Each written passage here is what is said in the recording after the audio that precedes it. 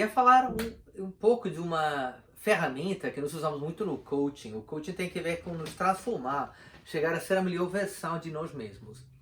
Esta ferramenta chamamos a tríade e tem que ver porque tem três componentes: é identificar para cada emoção na nossa vida, negativa ou positiva, quais são os três componentes daquela emoção. De modo que toda emoção tem primeiro um foco. Esse é o primeiro componente, o foco, aquilo que nós escolhemos focar nossa mente, não um pensamento que atravessa, mas aquilo que nós escolhemos focar a mente. Logo também, cada pensamento tem linguagem e significado, são duas coisas que estão muito combinadas aqui.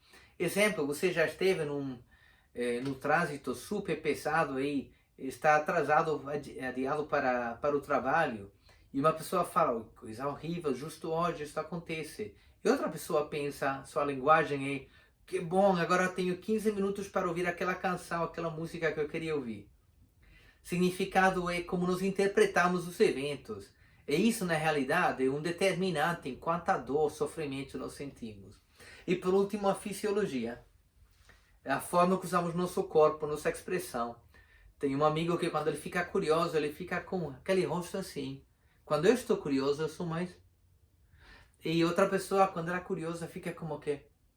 Então, cada nós vamos a ter expressões diferentes. Se conseguimos fazer uma cartografia, um mapa das emoções, então será mais possível determinar os componentes que nós queremos mudar quando tratamos de emoções negativas. Se fizermos isso, eventualmente podemos desenvolver o estado emocional que mais se identifica com quem nós queremos ser.